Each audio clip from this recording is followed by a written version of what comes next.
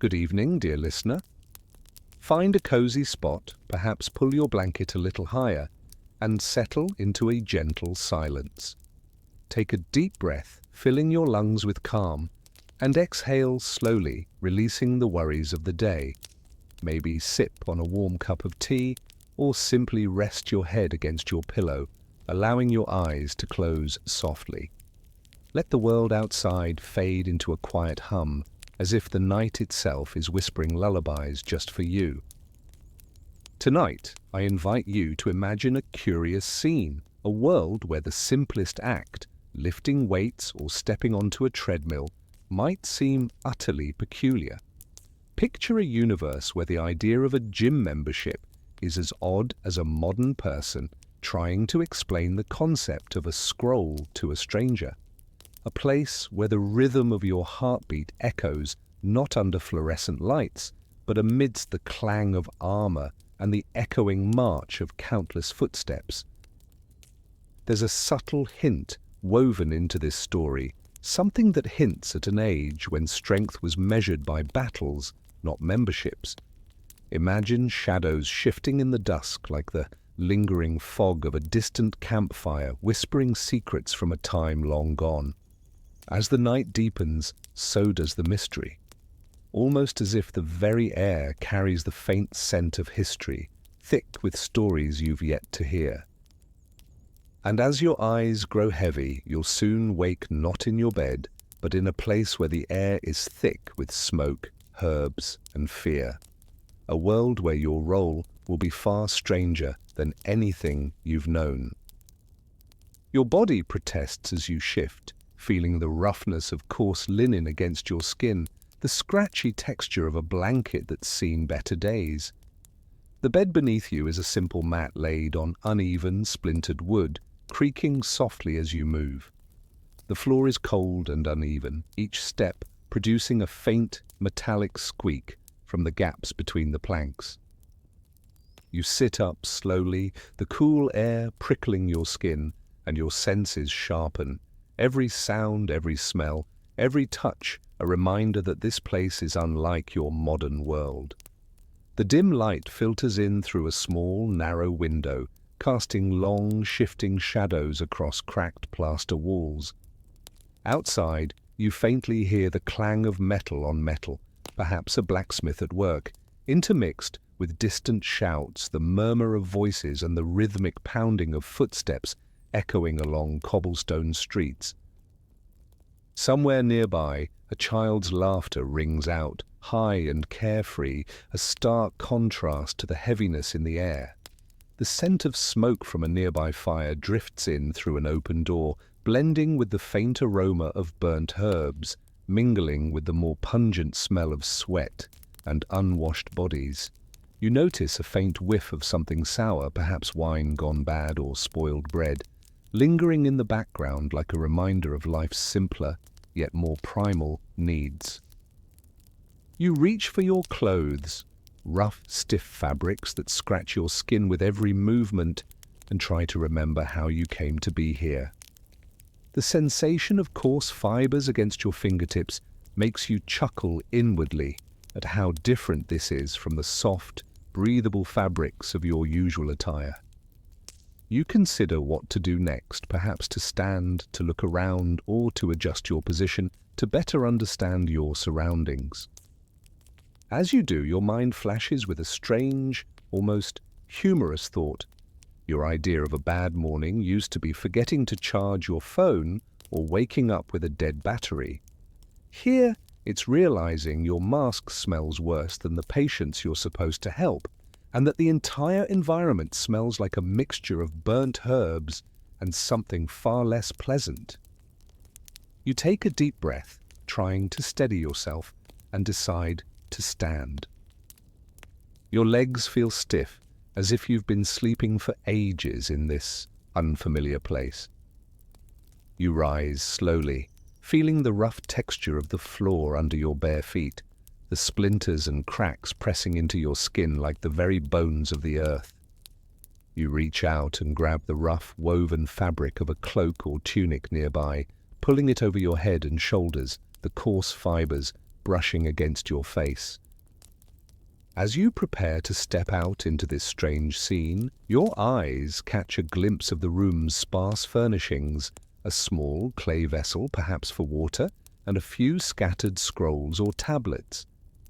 Everything feels solid, weighty, and real, so unlike the sleek, polished objects of your own time.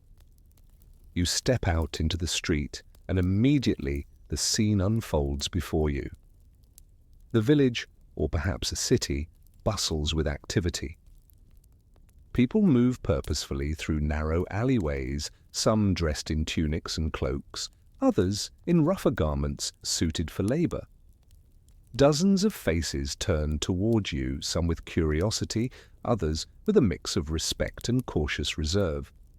You notice a group of soldiers standing nearby, their armor gleaming faintly in the weak sunlight, watching the crowd with a stern, watchful gaze. The marketplace hums with life, vendors shouting, selling dried herbs, fresh bread, and phony trinkets.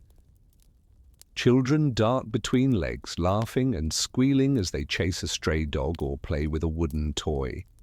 A merchant, perhaps an older woman with a weathered face, pauses her conversation to glance at you, her eyes flickering with a mixture of suspicion and intrigue. Every detail feels sharp, the roughness of the stone streets beneath your feet, the uneven texture of the mortar between the bricks, the coolness of a shaded corner where a beggar rests. The sounds are layered, metal tools clinking, the distant clatter of a blacksmith's hammer, the faint cadence of someone reciting prayers or chants. The smell of smoke and burnt herbs hangs thick in the air, making your stomach tighten with hunger or discomfort. You can almost taste the sourness of the wine someone spilled nearby, or the gritty grit of unwashed linen clinging to your skin. The sensation of coarse cloth brushing your face reminds you how different this world is, from the softness of modern fabrics to the abrasive reality of centuries past. In this moment, a wave of bemusement washes over you. Your modern mind, so used to the conveniences of instant connection and climate control, struggles to comprehend this raw, unfiltered existence. The idea of a gym membership, something so trivial, so modern, feels almost laughable in this context. To these people, your obsession with fitness and health might seem as absurd as trying to explain a smartphone to a farmer ploughing his field with oxen. Here, strength is measured by the weight of your armor, the stamina to march all day, or the ability to carry another's burden, literal or metaphorical. And yet, as you stand amidst this bustling scene, you realize that you are just beginning to see the surface of a much larger story. This is a world where the concept of fitness is carved into the very fabric of survival, where the routines are dictated by necessity rather than convenience. To truly understand where you've just awoken, we need to step back to see the grander picture, the history, the culture, the stories that shaped this life and that continue to echo in every pebble, every shout, and every breath of this ancient place. You find yourself living in a time where the world is a vast tapestry woven from the threads of ancient empires and shifting kingdoms, a place that feels both distant and strangely familiar. The era you've woken up in is roughly the 2nd century AD, during the height of the Roman Empire, a sprawling dominion that stretches from the wind-swept coasts of Britannia to the sun-drenched sands of North Africa. The empire, vast and formidable, is a mosaic of cultures, peoples, and customs, all held together by roads paved with stone and an intricate web of laws, loyalty, and tradition. Rome's influence is everywhere, on the grand marble forums, the aqueducts that snake across the landscape, and in the very words spoken by its citizens. In this world, society is a layered cake of contrasting slices. At the very top sit the patricians and senators, wealthy landowners and powerful aristocrats who hold the reins of influence, their homes filled with luxurious mosaics, gilded furniture, and slaves to tend to their every whim. Just below them are the equestrians, the merchant class, and military officers, often wealthy enough to enjoy comfort, but still tethered to the ambitions of their social superiors. Down beneath, the common folk, artisans, laborers, farmers, live lives dictated by the whims of the seasons and the demands of their lords. The city streets are a cacophony of sounds, merchants shouting their wares, children squealing, craftsmen hammering away at their forges, and the distant clatter of chariots rumbling over cobblestones. The divide between rich and poor is stark. While some bask in the glow of marble temples and feast on imported delicacies, others scrape by in cramped quarters, their lives a daily struggle for bread and safety. The power games are played out on a grand stage of politics and conquest. Emperors and generals wield their authority with a mix of strategy, luck, and brutality, often entertaining themselves with games of risk that decide whether a province flourishes or falls into chaos. That same world is governed by a mix of divine right and pragmatic rule. Temples and priests hold sway over the collective consciousness, whispering that the gods' favor is what keeps the empire afloat. Meanwhile, superstitions run wild. Some believe that carrying a handful of onions could ward off illness, while others swear that sniffing flowers soaked in vinegar could keep evil spirits at bay. Masks, if you can imagine, weren't just for masquerades. They were a form of protection, made from leather or cloth, worn to shield against unseen dangers, much like your modern face coverings, but with a much more mystical twist. This is a world where wars are fought not only with swords and shields, but with political alliances, betrayals, and the occasional invasion by barbarian tribes from beyond the borders. The Roman legions, clad in segmented armor and wielding gladi, march relentlessly, embodying the empire's might and its relentless drive to expand. Yet despite the grandeur, life is often gritty and unpredictable. Your daily existence might involve crossing a muddy, potholed road that's more a river of ruts than a path, or trying to keep your toga from falling apart in the wind. You might be caught in the chaos of a marketplace that's noisier than Black Friday, but with more pigs than people, where traders shout prices and vendors barter fiercely for the smallest coin. The very air smells of roasted chestnuts, crushed olives, and a hint of something more pungent, perhaps the sweat of a tired soldier or the burnt remains of a burned-out lamp. Imagine the rhythm of life here, rising at dawn, not with the chime of a gentle alarm, but with the cock's crow and the distant tolling of temple bells. The day is filled with repetitive tasks, tending fields, hammering iron, weaving cloth, each act a small piece of the grand mosaic of survival. Taking a bath, for instance, wasn't just about cleanliness. It was often a suspicious act, almost like announcing to your neighbors that you were planning something shady. Baths were communal, sometimes crowded, and often a source of gossip, unlike the private showers you're used to. Instead, cleanliness was a matter of ritual, rinsing in a basin or splashing water from a bowl, trying to scrub away the grime accumulated from a day of toil. The concept of personal hygiene was different. Bathing often meant risking suspicion or social judgment, making it far less routine and far more daring. In this world, your Wi-Fi frustrations are nothing compared to the challenge of lighting a fire with damp wood on a cold, drizzly day, or trying to keep your bread from turning moldy before you finish it. Carrying buckets of water on your shoulder every morning might be the medieval equivalent of your workout routine, building strength and endurance, but without the sleek gyms or modern machines. Forget your leg day. Here, the daily grind itself is a test of endurance, resilience, and sometimes plain luck. The streets are lined with markets that are noisier than a modern concert, but with more livestock and fewer smartphones.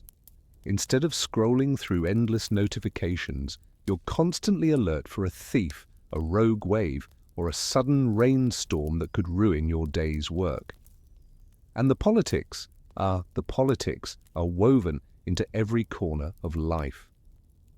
Emperors rule from marble palaces, distant and untouchable, while local governors enforce laws that are as often broken as obeyed.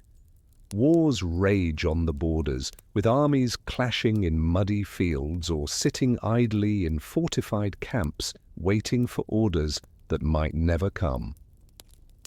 The Pope-like bishops, the local priests, and the soothsayers all influence how people see the world, sometimes as a divine plan, sometimes as a game of chance where the gods' favor can turn on a whim.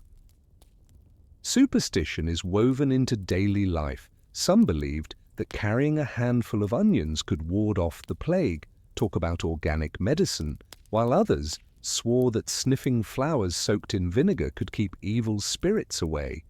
Masks, if you can imagine, weren't just for masquerades. They were a form of protection, made from leather or cloth, worn to shield against unseen dangers, much like your modern face coverings, but with a much more mystical twist.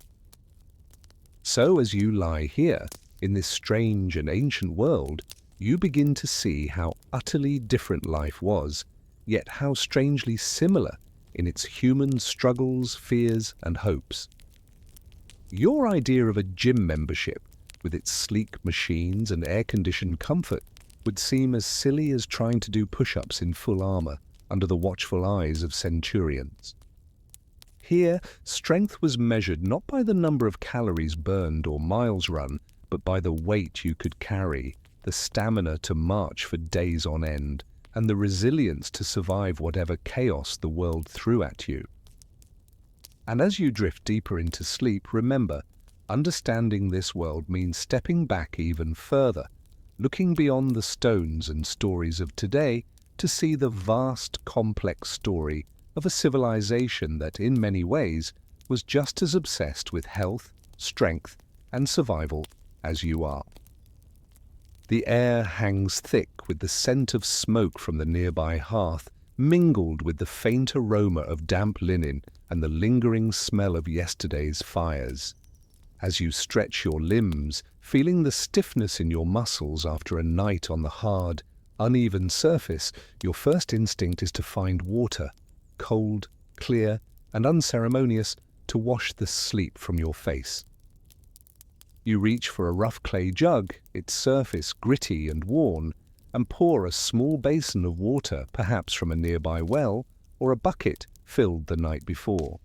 You dip your hands into the basin, feeling the chill seep into your skin, and splash the water over your face. The sensation is bracing, almost shocking, but it awakens your senses better than any modern alarm clock. Your skin feels tight, a little tingling from the cold, and you wipe your face with a coarse linen cloth that feels like a scratchy whisper against your cheeks. No fragrant soaps or scented washes here, just plain water, maybe a pinch of salt or vinegar to cut through the grime. You might even rub a handful of dried herbs or a sprig of rosemary over your skin, hoping to refresh and purify, though the effect is more ritual than miracle. Here, cleanliness isn't about beauty or vanity.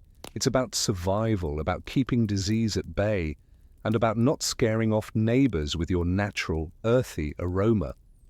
If you're feeling particularly cautious, you might sprinkle a little vinegar or aromatic leaves into your water, trying to mask the natural musk that clings to your skin after a long day of toil. Forget your 10-step skincare routine. Here, survival is splashing some water and hoping the smell doesn't scare the neighbors. Inside your humble dwelling, everything is simple, functional, and a bit worn. The walls are made of dark, rough-cut timber or sun-baked mud bricks with cracks that let in tiny beams of light and drafts that make the layers of clothing you wear ripple and itch. The The furniture is sparse, perhaps a sturdy wooden bench, a small table, a cot with a thick, woven blanket, and a few clay jars lined up on a shelf. The scent of burning wood and the faint aroma of herbs drying in bundles hang in the air, mingling like an invisible cloak of familiarity. The floor beneath your feet is uneven, splintered in places, and every step you take is accompanied by the creak of aged wood or the muffled thud of a clay pot shifting. You might hear the crackle of the hearth or the faint hum of a nearby loom. Every sound a reminder that life here revolves around simple, repetitive tasks, sustained by the rhythm of fire and labor. You might notice a faint wisp of smoke curling upward from the chimney, carrying with it the smell of roasted vegetables or dried herbs, and the faint, smoky aroma of burnt bread lingering in the air. The house's textures are coarse and tactile, rough woven mats underfoot, thick woolen cloaks that feel like hugging a hedgehog, and leather sandals that squeak with every step. Your clothing reflects the practical needs of the day: heavy, coarse wool tunics that scratch your skin, thick cloaks to ward off the chill, and sturdy sandals or rough leather shoes. The fabrics are stiff, often itchy, and weigh more than your modern gym clothes. You might feel the constant itch of coarse fibers against your skin, or the cold bite of the morning air seeping through holes in your shoes. Your body reacts accordingly. Your skin may be a little itchy from the rough fabric, your muscles stiff from the night's rest, and your joints creak softly as you stretch. Your idea of uncomfortable clothing might be a scratchy sweater, but here it's wool that feels like hugging a hedgehog and a cloak heavy enough to make you wonder if you're wearing a small animal. You might pull your tunic over your head, the coarse fibers catching on your hair, and shrug into your rough cloak prepared for the day's labor. Now, as you think about the first meal of the morning, you're reminded that breakfast here isn't a multi-course affair. It's a simple, hearty fare, perhaps a piece of hard, dry bread, a slice of aged cheese with a pungent aroma, and a warm bowl of broth that's more water than flavor. The bread is dense and crumbly, often stale from yesterday's bake, and the cheese might be sharp and crumbly, leaving a salty aftertaste that lingers on the tongue. The broth is thin, with a faint taste of herbs and a hint of salt, more sustenance than delight. Drinking it is a small act of resilience, a reminder that you're nourishing your body with whatever is available, not with the latest coffee blend or smoothie. The experience is earthy and grounding, nothing like the bright, aromatic coffees or smoothies you enjoy in the modern world, but a reminder of simpler, more primal routines. On this morning, you might perform a small ritual before stepping out, a prayer or a blessing, asking the gods for protection, or simply a whispered plea to keep the sickness and misfortune at bay. Perhaps you burn a few sprigs of herbs or incense, resins or dried herbs like thyme or sage to purify the space and ward off evil spirits. Sometimes people wear amulets or charms, small objects made of bone, metal, or clay, believed to keep disease away or bring good luck. These little tokens are wrapped in cloth or strung on a cord, hung around the neck or tucked into a pocket, a tangible reminder that health and safety are matters of faith as much as they are of practical action. You might say a quick prayer, crossing yourself, or whispering a blessing before venturing outside, where the world, full of unpredictable dangers, awaits. As you prepare to step beyond your humble dwelling, you can't help but notice how different life is from your modern routines. Your idea of comfort, soft, warm pajamas, a quick shower, a cup of coffee, pales in comparison to this gritty, tactile existence. Here, hygiene is a ritual often mixed with superstition, and the very act of cleaning is laced with a touch of suspicion. Taking a bath, if it happens at all, is seen as a risky endeavor, almost like announcing to your neighbors that you're planning something shady. The water isn't heated or perfumed, it's just cold, sometimes murky, and shared with others, making it less about cleanliness and more about tradition. More often, you splash your face in a basin of water, wipe yourself with a rough cloth, and hope that the scent of sweat and herbs doesn't offend the gods or your neighbors. You might chuckle softly at how far removed your life is from the sleek, sanitized routines of today. Your modern soap, with its foam and scent, is a luxury. Here, soap is a rare commodity, and most people rely on rubbing coarse cloths or ash to clean themselves. The idea of daily showering or even regular bathing would seem as strange as trying to do yoga on a treacherous cobblestone street, possible but not exactly comfortable or convenient. Instead, hygiene is a blend of necessity, superstition, and habit. Sometimes a quick rinse, sometimes a prayer. Always a reminder that life here is about endurance and adaptation. And so, as you finish your morning rituals, wiping your hands, donning your rough clothes, taking your humble breakfast, you step into the wider world, ready for whatever the day might bring. The streets, the markets, the people, they all await, busy and unpredictable, just as they have been for centuries. Your idea of a gym membership, with its sleek machines and air-conditioned comfort, would seem as silly as trying to squeeze into armor made for a much larger man, or running on a treadmill while wearing a tunic and sandals. For them, strength isn't measured in steps on a digital tracker or calories burned, but in the toughness of your body, built from days of hauling, digging, and marching. And as you venture out into the bustling town, you carry with you the weight of history, the textures of a world that is both alien and deeply human, reminding you that even in the simplest acts, the echoes of ancient life still resonate. The ground beneath your feet is uneven, paved with rough stones that shift slightly with each step, kicked up dust and gravel swirling in the breeze.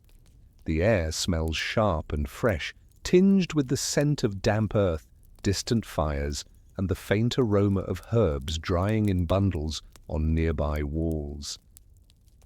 As you move forward, you notice the bustling activity of the town waking up. Merchants setting up their stalls, children darting between legs, soldiers sharpening their blades, and the clatter of carts over cobblestones. You carry objects that remind you of your role, perhaps a leather satchel filled with herbs and small vials, a mask with a beak for filtering the air, or a bundle of dried plants tied with sinew.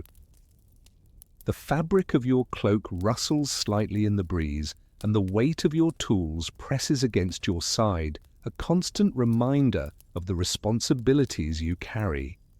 You're already dressed for the day, sturdy tunic, rough-spun trousers, and leather sandals that feel stiff and unforgiving, rubbing against your skin with every step. The sensation is a mixture of roughness and resilience, a far cry from the soft, breathable fabrics you might wear now. Your body reacts accordingly. The chill makes your skin prickle, your muscles tighten from the morning cold, and a faint ache lingers from yesterday's labor. You feel a slight stiffness, a reminder that each day's work is a test of endurance, much more visceral than the sleek workouts of your modern gym. Your role in this community is clear, though perhaps not glamorous. You are here to diagnose, treat, and sometimes simply comfort those suffering from ailments, diseases that spread like wildfire through cramped homes and crowded streets. You might be a healer, a healer's assistant, or a street medic. Your purpose, to ease pain, to keep the sickness at bay, and to maintain the fragile balance of health in this bustling town. Children stare at you, half curious, half terrified, their wide eyes flickering with a mixture of fascination and suspicion.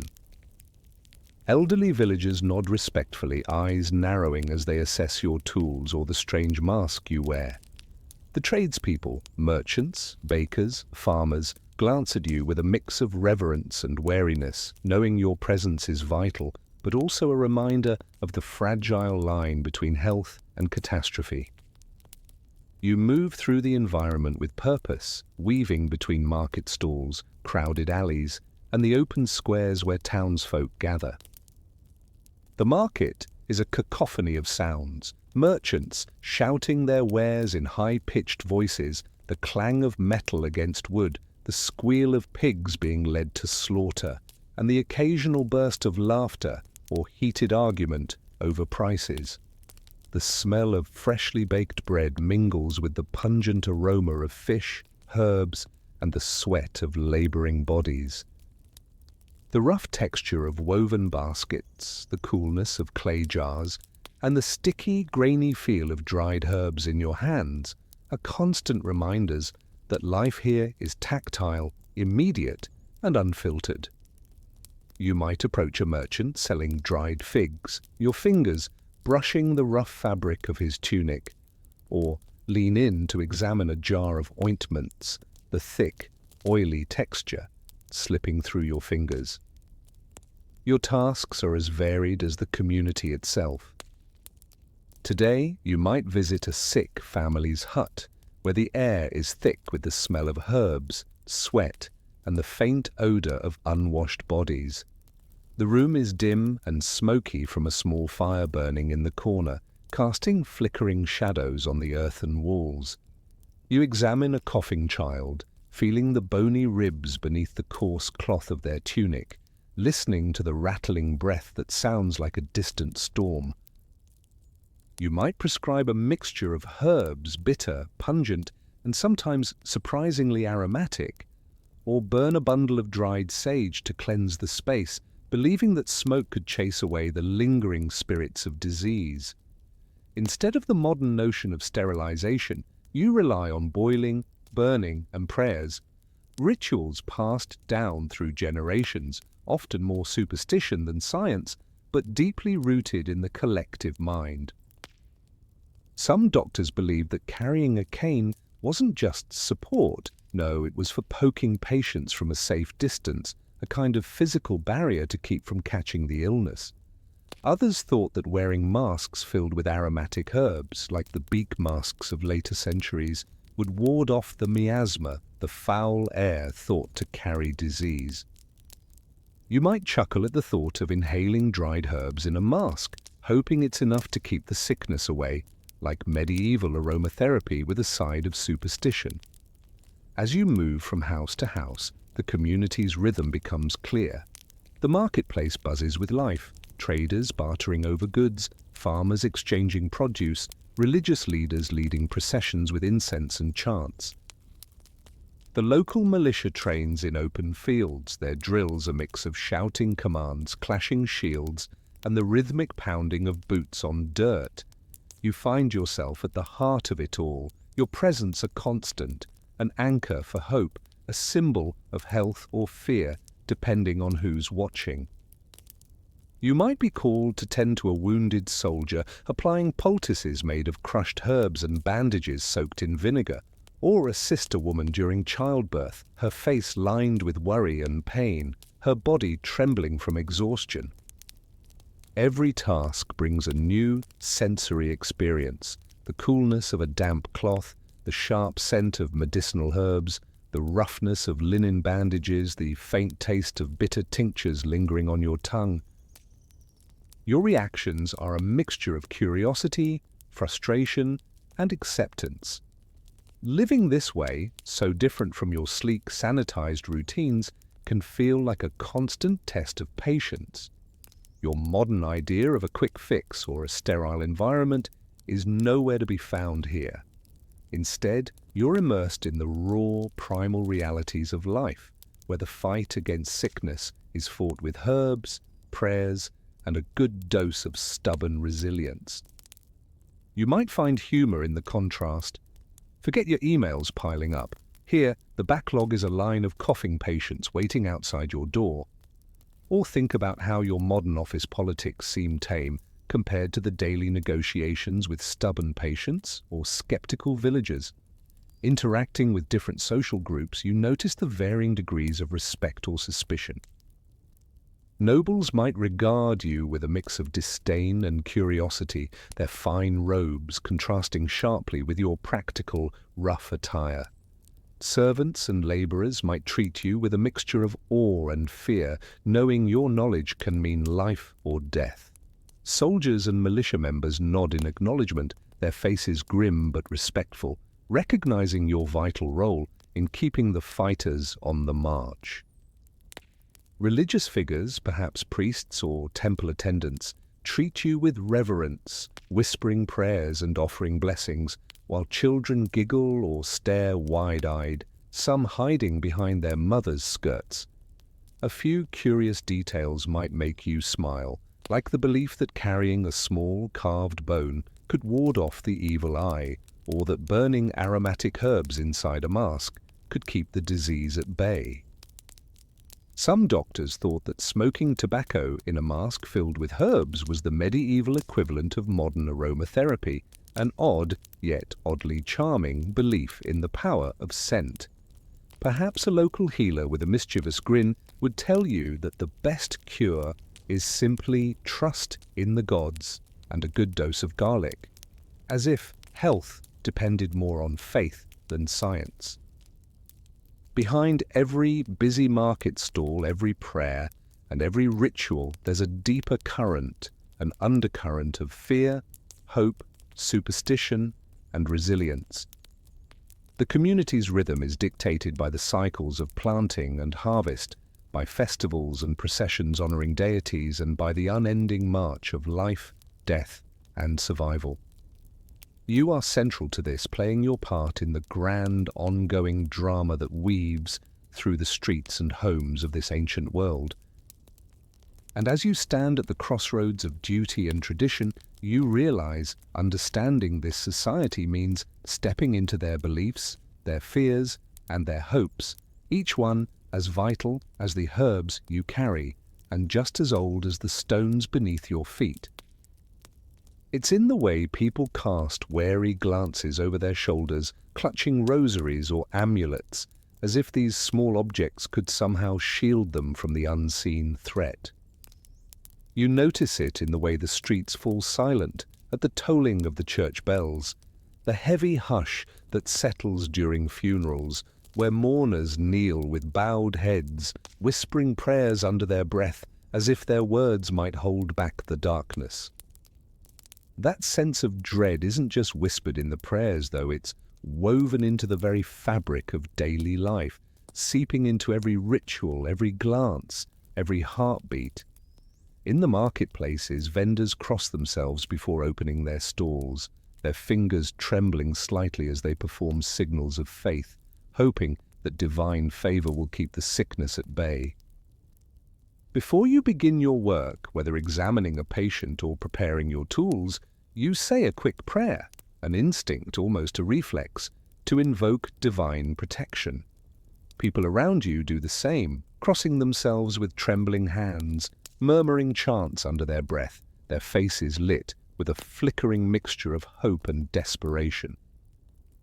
Images of saints adorn the walls, bright, colorful, and sometimes a little faded from age, each one a silent guardian in this world governed by fears both rational and irrational. The daily rhythm of this society is punctuated by processions, monks singing hymns as they march through the streets, their voices rising above the murmur of the crowd, incense filling the air with a heavy, sweet aroma that clings to your senses. Candles flicker in the darkness of the churches, casting dancing shadows on stone walls, while the smell of burning incense mingles with the scent of wax, sweat, and the faint aroma of spilled wine. Here, faith isn't a private affair. It's woven into the fabric of every moment. Today, you might scroll through your scrolls or peek at a papyrus, but back in this world, people clutch rosaries as if they were life jackets, lifelines thrown into the storm of disease and chaos. Superstitions flourish like weeds in the cracks of everyday life, You see amulets carved with symbols worn around necks or tucked into pockets, believed to ward off spirits or evil eyes. People burn herbs, rosemary, sage, or strange powders, hoping that the smoke will chase away malignant spirits lurking in the air. Some carry small bones, charms, or strange stones, whispering prayers or incantations that seem almost like childhood stories, yet they hold real weight for the community. It's the medieval version of essential oils, except with a slightly higher chance of accidental poisoning. Some believe that hanging a dead toad in your pocket can prevent the plague, or that whipping yourself in the streets, blood running down your back, will earn divine mercy. You might chuckle quietly at such practices, wondering if the gods are more impressed by a good scream than a prayer. But it's not just individual superstitions. Fear unites communities in collective rituals and practices. The rumor of the plague spreads like wildfire, and with it, a wave of hysteria. If someone coughs loudly or looks pale, neighbors start whispering behind their hands, eyes narrowing in suspicion. Accusations fly. Perhaps a woman with a strange mark is a witch, or a man who sneers at the prayers is an agent of the devil. In extreme cases, mobs gather, fists clenched and torches blazing, ready to punish or banish anyone they suspect of spreading evil. You've seen it. A community always on high alert, ready to turn on itself at the slightest hint of danger. Fear here is like the smoke from 100 chimneys. You breathe it in whether you want to or not, and it seeps into your bones, coloring every interaction with a touch of paranoia. As a healer, a priest, or a man of some authority, your role is complicated. You are both a source of hope and a target of suspicion. When you walk through the streets, eyes follow you, some with reverence, others with distrust. People whisper when you pass, clutching their charms tighter, crossing themselves at your approach. They see you as a potential savior. If you succeed, you're a hero. If you falter, they might see you as part of the problem, or worse, the cause of their suffering. Some believe that your herbs and prayers can banish the disease, while others think you're tempting fate, tempting the gods to punish them further for trusting in mortal remedies. And then there are the strange, curious practices, things that seem almost comical in hindsight. Some believed that carrying a dead toad in your pocket could ward off the plague, thinking that the creature's slime or the slimy skin itself held some kind of protective power. Others thought whipping themselves bloody in the streets would earn divine mercy, as if pain was a currency paid to appease the gods. You might smile at these oddities, imagining the scene, people swinging whips at their backs, blood mingling with dirt, all in the hope of divine forgiveness. It's the medieval equivalent of essential oils, except with a slightly higher chance of accidental poisoning or a trip to the apothecary with a broken whip handle. Fear here is like a constant companion, a shadow that stretches over every event, every decision. It unites the community in shared anxiety, yet also divides them, turning neighbors into enemies, friends into rivals.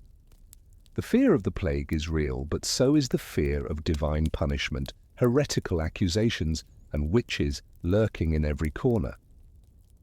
You've seen it. A sudden burst of panic, a hurried lynching of someone branded a witch, a mass exodus from the city gates, people fleeing the unseen horror that lurks just beyond sight. The community lives in a state of perpetual vigilance, their nerves frayed and their beliefs tested daily. And you, standing amidst all this, are part of the fabric of that fear.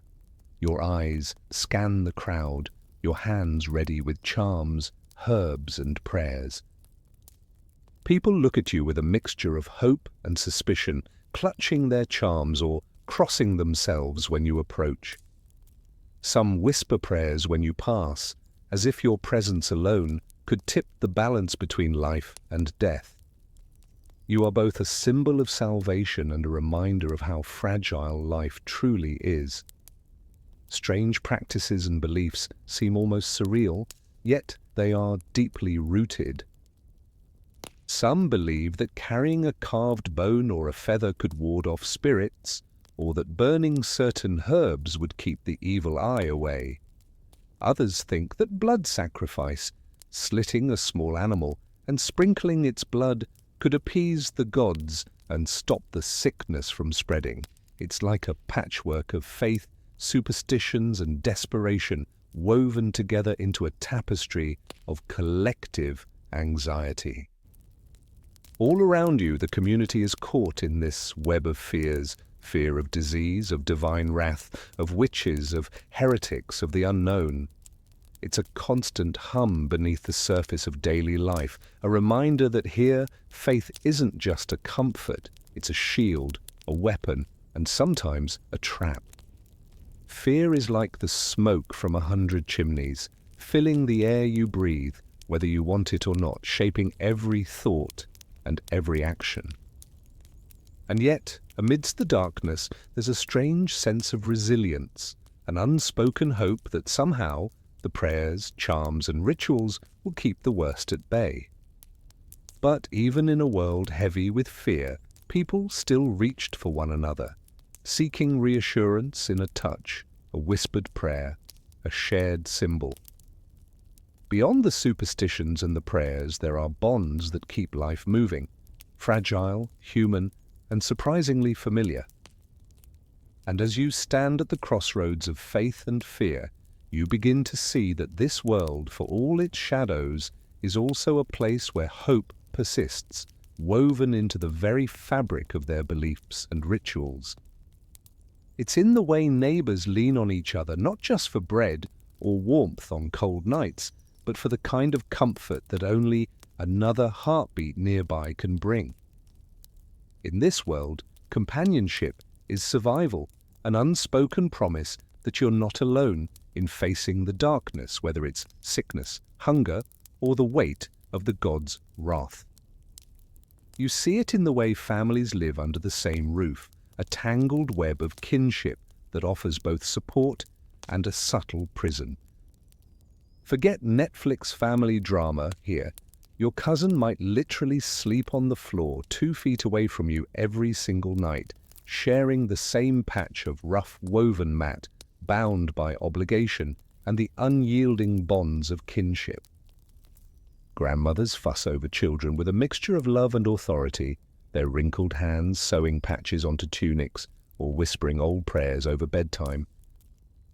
Parents teach their little ones not just the names of gods and herbs, but the unspoken rules that keep the household afloat, who fetches water, who cleans the stew pot, who keeps silent when the elders speak.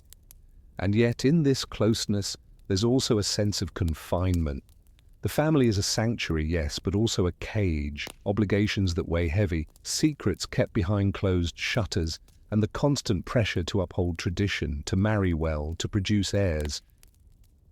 You might find yourself caught in a web of arranged alliances where love is a distant ideal replaced by the necessity of alliances and social standing. The bonds of friendship, too, are a fragile thread, helping neighbors with chores, sharing a loaf of bread, whispering advice in dimly lit alleyways. You observe the small gestures, a neighbor passing a bowl of stew during a famine, a whispered warning about a suspicious stranger, a hand on your shoulder during a moment of grief. These tiny acts of solidarity are the glue holding the community together, even as suspicion and rivalry lurk beneath the surface. In times of crisis, these bonds are tested, sometimes frayed by jealousy, competition, or accusations of witchcraft. You've heard the whispers. Who is cursed? Who is in league with the devil? Who's hoarding grain while others starve? These conflicts bubble beneath the surface, like a pot about to boil over, and the community's social fabric is often stretched to its limits. Your role in this web of relationships is complex. As a healer or a priest, you're both a confidant and a figure of authority, trusted by some, mistrusted by others. People watch your every move, whispering behind your back, trying to decipher if you're a savior or a sorcerer. When you pass through a gathering, you feel the weight of their gazes, some with hope, some with suspicion, others with a mixture of fear and admiration. You might notice a mother clutching her child closer when you approach, or an old man giving you a wary nod, as if weighing your worth in the scales of divine favor. And in the midst of these relationships, strange customs and bizarre beliefs flourish. In some villages, people believed that sneezing during a wedding was a sign of good luck, unless, of course, it was a bad omen, which depended on which wise grandmother you asked. During festivals, the community would gather to watch public punishments, sometimes a form of twisted entertainment, like the medieval version of reality TV, where justice was served with a side of spectacle. You've seen it. A man publicly whipped for theft, a woman accused of witchcraft trying to defend herself with trembling words, the crowd's cheers and jeers echoing through the square. These moments reveal how social cohesion is built on shared rituals and collective fear, yet also how easily that cohesion can fracture into suspicion and violence. Your world is woven with contrasts, love and betrayal, faith and superstition, kinship and betrayal. And of course, nothing quite unites or divides people like food and drink. If you want to understand these bonds, you need to sit at their table, where bread is torn, wine is poured, and stories are shared amid the aroma of roasted meat and spiced herbs. Here, laughter and gossip flow as freely as the goblets, and secrets are whispered in the flickering candlelight. In this world, the communal meal is more than sustenance. It's a ritual that binds hearts and histories, a moment when differences melt away, replaced by shared flavors and laughter. You might find yourself caught in the chaos of a wedding feast where half the guests are drunk by noon, singing off-key songs about love and loss, while the others argue over who owns the best goat. Or perhaps you'll witness a funeral procession, cloaked figures bearing the body through narrow streets, the smell of incense thick in the air, the mourners' voices rising in a chorus of lamentation that echoes in your chest. These gatherings remind you that in this world, relationships are everything. They're the threads that hold the fabric together, fragile yet unbreakable, woven with hopes, fears, and the unspoken promise of belonging. But beneath all the warmth and camaraderie, there's a quiet tension. Rivalries simmer, disputes over land, jealousies between families, accusations flying like arrows. Sometimes these tensions explode into accusations of witchcraft or heresy, leading to accusations, trials, and even executions. Life here isn't just about love and friendship. It's also about power, suspicion, and the ever-present threat of social ruin. You see it in the way neighbors eye each other warily, in the whispers exchanged behind closed doors, and in the way a simple disagreement can escalate into a full-blown feud. Your role in all this? You're at the heart of these relationships, an agent of hope, a bearer of comfort, or perhaps a reminder of the fragile line between order and chaos. People look at you with a mixture of trust and trepidation, some seeing you as a healer, others as a sorcerer, or even a divine instrument. When you visit a family, their eyes search yours for reassurance or suspicion. A handshake might linger a little longer than expected, or a whispered prayer might be uttered under breath at your approach. You're part of their stories now, woven into their daily lives, their joys and fears, and in your presence they find a mirror of their own hopes and anxieties, reminding you that even in a brutal world, the bonds of human connection are what keep the flame alive. Sometimes you come across strange little rituals, like a neighbor believing that carrying a tiny carved bone keeps spirits away, or that wearing a necklace of dried herbs wards off misfortune. These beliefs might seem odd to you, but they're as vital as the air they breathe. You chuckle softly, imagining a community where a simple charm or a whispered prayer can hold back the darkness, just as a modern friend might send a quick text for reassurance. Here, the social fabric is stitched together not just by shared hardship, but by shared hope, by the knowing that no matter how brutal the world gets, they are not alone. Their bonds are their armor, fragile yet fierce, woven through countless small acts of kindness, loyalty, and love. And as you stand among them, you realize that despite the shadows that threaten to swallow them whole, these relationships, these human ties, are what keep life worth fighting for. Because in this brutal, ancient world, the greatest strength isn't just in the sword or the shield, but in the hearts that beat together, holding on to each other through the darkness. On its surface lies a simple spread, a trencher of coarse bread, its crust dark and crackling, a shallow bowl of pottage steaming gently, releasing a savory, earthy aroma that beckons your senses.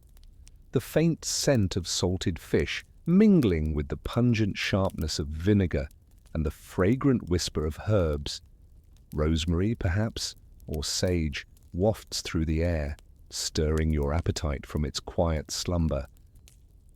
Around you, a few ceramic cups, battered but functional, sit beside a small knife, a carving tool more than a utensil, ready to divide the day's humble feast. This is your morning ritual, a moment carved out of the chaos, a pause before the city's clamor reclaims its rhythm. Textures tell their own story here, grainy bread that scratches your gums, a bowl of lukewarm porridge that feels like a gentle hug against your palms, and the roughness of the wooden trencher, darkened by countless meals. The utensils are minimal, a simple wooden spoon, a finger or two to tear at the bread, the edge of a knife to slice a piece of cheese or meat when available. You might even dip your fingers into a basin of water nearby, the coolness refreshing against your skin, a small act of ritual cleanliness in a world that often feels unrefined and unpolished. The act of eating is slow, deliberate, and humble. No silverware or ornate plates here, just hand-me-downs and improvisation, a testament to the scarcity and the resilience of daily life. Your menu is a reflection of the ordinary, a glimpse into the life of those who live from dawn to dusk on simple fare. Today's staples are a thin, dark bread made from barley or rye, hard, dense, and satisfying, paired with a thick pottage of lentils, beans, or whatever vegetables are in season, cooked with a splash of oil and seasoned with wild herbs. On some days, a piece of salted or smoked fish appears, its saltiness sharp enough to sharpen your senses. Eggs, boiled or fried, sometimes emerge as small treasures, their yellow yolks bright against the dull colors of the meal. Onion and garlic are constants, like old friends whispering familiar secrets, adding bite and warmth. If luck is on your side, a bit of cheese, aged and crumbly, is shared among friends, a rare luxury that elevates the modest meal into something almost celebratory. And what of drinks? Well, water often tastes of the earth, muddy and unrefined, filtered through layers of stones or cloth. It's the safest choice, though sometimes a cup of weak ale, cloudy and flat, is preferred for its ability to dull the hunger's sharper edge. Wine. That's reserved for the wealthier or the special occasions, a dark, viscous liquid that clings to the cup, promising fleeting moments of warmth or cheer amid the austerity. At the table, etiquette is a quiet, respectful dance. Before you eat, a brief prayer or a silent invocation, perhaps to the gods of harvest or hearth, reminds everyone that sustenance is a gift, not a right. Hands are washed in a basin of cool water, the ritual slow and deliberate, as if washing away the dust and the worries of the day. The order of serving reflects social standing. The elder or the master of the house receives the first portion, their plate filled with a generous helping, while others wait patiently, sharing what little they have. Portions are measured, never wasted, a scrap of bread saved for later, a piece of meat carefully carved into smaller bites. The day's hunger is a constant companion, sharpening your senses, making each taste a rare delight, each morsel a small victory over the scarcity of life.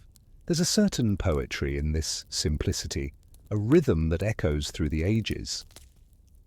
Imagine sitting in a busy marketplace where vendors shout prices, fresh bread, ripe olives, fragrant spices, each aroma a reminder of the world beyond your humble table. The baker's oven releases a warm, yeasty scent, mingling with the sharp tang of vinegar and the smoky undertone of roasted meat. As you cross the crowded square, you might catch a glimpse of a merchant pouring a dark, thick syrup into a cup, an exotic treat, perhaps honey or a spiced wine, its sweetness a fleeting escape from the grind. And yet, even in this austerity, there's excess.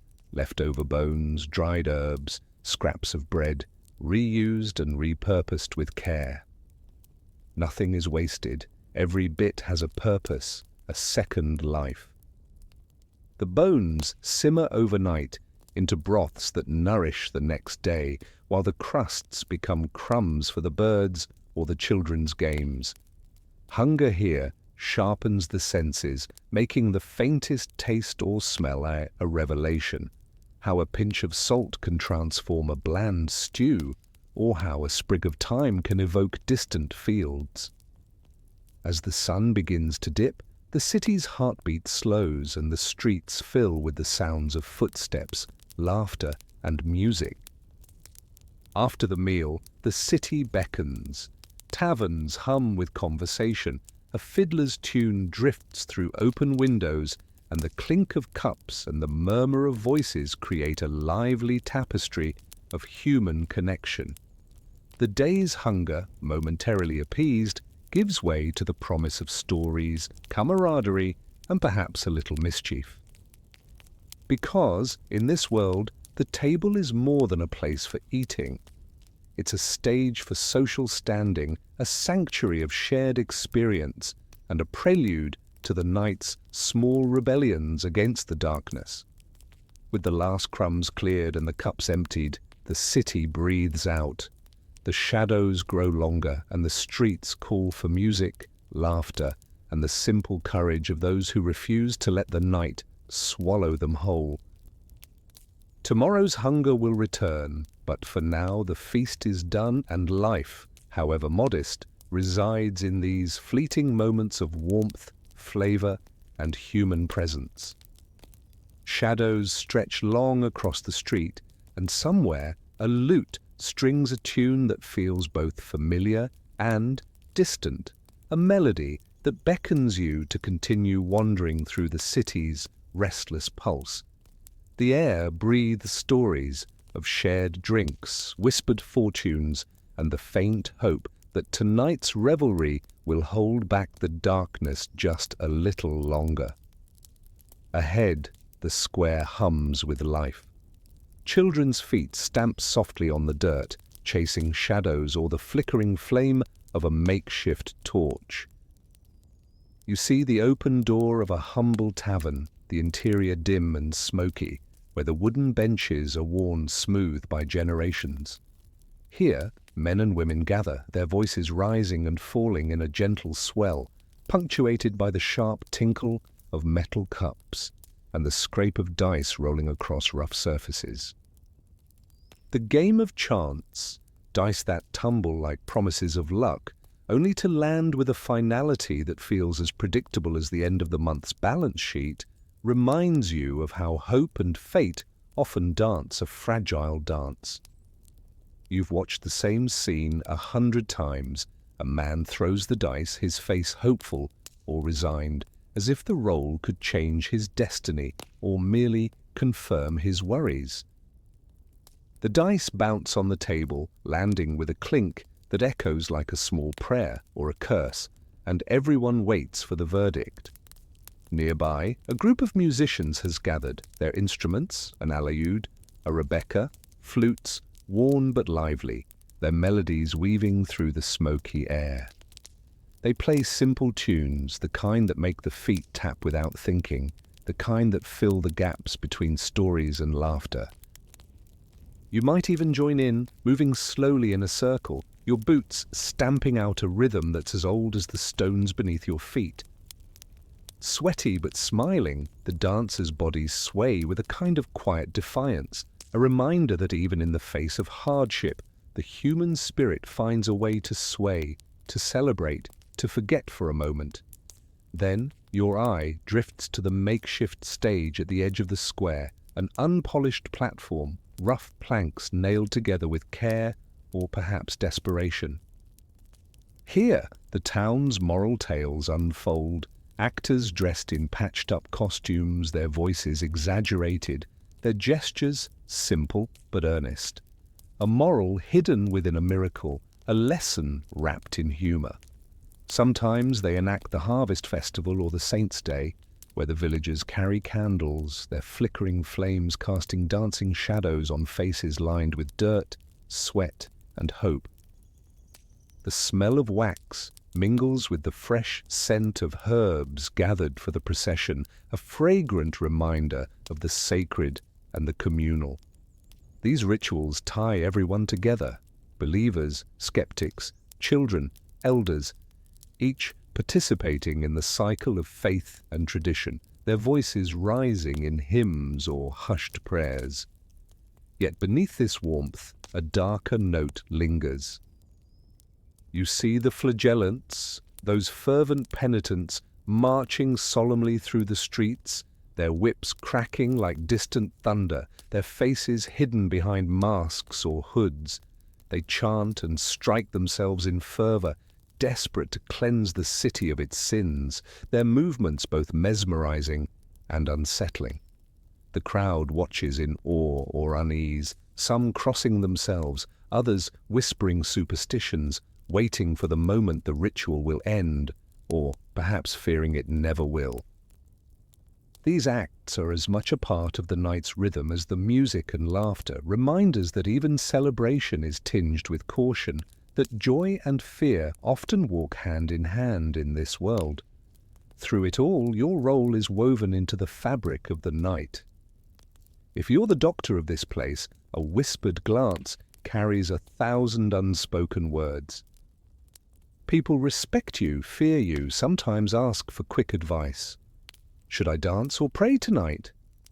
Their eyes searching your face for signs of favor or warning.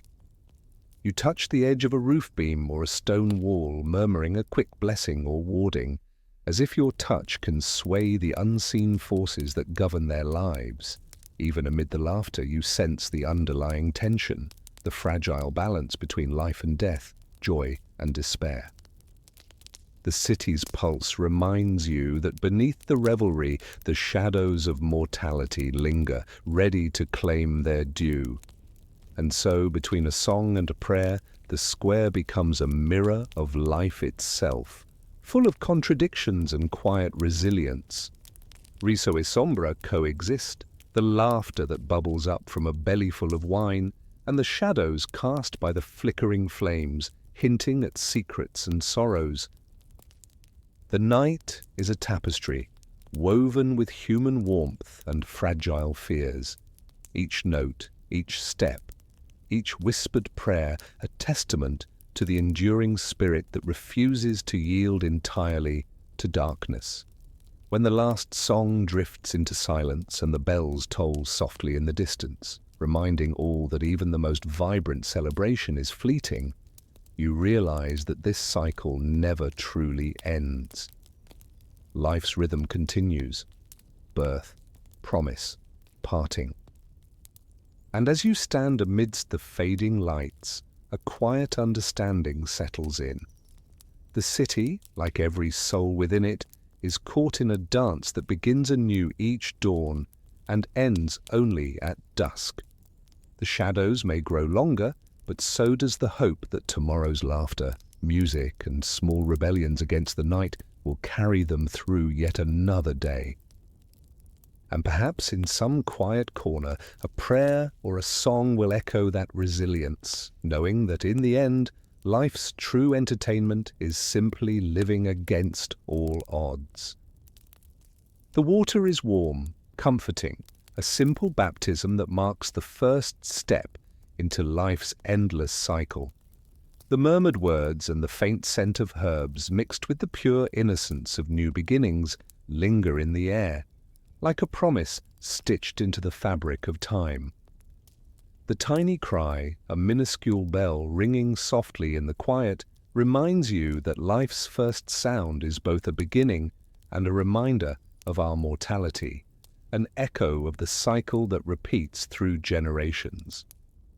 As the child's eyes flutter shut, the moment feels suspended, delicate and sacred, a silent acknowledgement that birth is both miracle and quiet testament to persistence.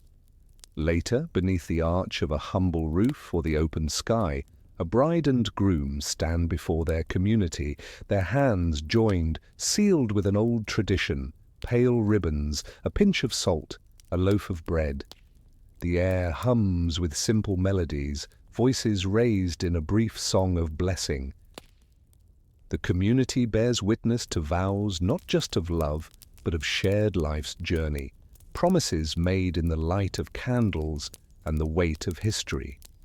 The dower, the blessing, and the exchange of humble gifts weave their way into a tapestry of hope, a reassurance that life, despite its hardships, continues to forge bonds, flesh and spirit alike.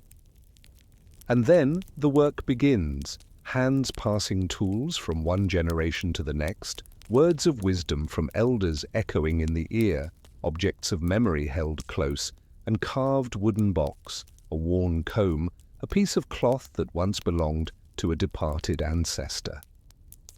These objects, simple yet sacred, carry stories, lessons of resilience, of patience, of love handed down like a fragile flame. They sit on a bench carved with years of stories, the grain well worn, the surface cool and familiar beneath your touch. But life is not only about growth and promise, it is also about loss. You sit at the bedside, the air thick with the scent of herbs and unguents, the flicker of a candle casting shadows that dance like memories across the walls. The sickbed is humble, just a straw-stuffed mattress, a worn blanket, the quiet murmurs of prayers. The unction is gentle, anointing the forehead as the dying breathe their last, the silence heavy with the weight of unspoken farewells. Sometimes, when plague or sudden illness strikes, the rites are rushed. No time for full prayers or elaborate rituals, just a swift gesture, a whispered blessing, and a quiet acceptance of what must come. You, whether healer or witness, feel the ache in your chest, the dignity of their final moments intertwined with the ache of helplessness. The bell tolls, a deep, mournful sound that echoes through the streets, marking the passage of another soul. The procession is brief, the body wrapped in plain linen, carried silently to the communal grave. No grand spectacle, just a quiet gathering. Families and neighbors, heads bowed, offering a prayer, a moment of remembrance. The earth is pressed softly over the remains, a simple act of return, a reminder that all flesh returns to dust, an honest, humble truth. As the days pass, the names are spoken softly at meals or in prayer, each one a thread in the fabric of the community, woven into the collective memory. The icons of death and life, skulls, the dance macabre painted on church walls, the verse from Ecclesiastes, serve as gentle reminders. There is a time to be born and a time to die. Not as a burden, but as a rhythm woven into the seasons, the harvest, the festival days, the quiet moments of reflection. You close your eyes for a moment, listening to the distant chime of church bells, recalling how each life, each promise, each farewell is part of a cycle that repeats without end. Life begins anew with each dawn, each birth a small miracle, each farewell a final act in a story that continues beyond the horizon. The sun sets, casting a golden glow over the fields, and the world quietly turns, reminding you that every ending is also a beginning. You tighten the blanket around yourself, feel your breath slow, and listen to the city breathing, its rhythm a gentle lullaby. In this quiet, enduring dance of life and death, there is comfort, the knowledge that all things pass, yet leave behind the faint glow of memory, the warmth of shared moments, and the gentle promise that no matter how fleeting, life's beauty is worth every breath, every heartbeat. Now, as darkness settles and the night whispers its ancient song, close your eyes. The candle's flame flickers lower, and the world continues quietly turning, waiting for your next dawn. And in that slow fade, you find the deepest peace, the understanding that in every beginning there is an end, and in every end a new beginning, waiting patiently, softly, forever.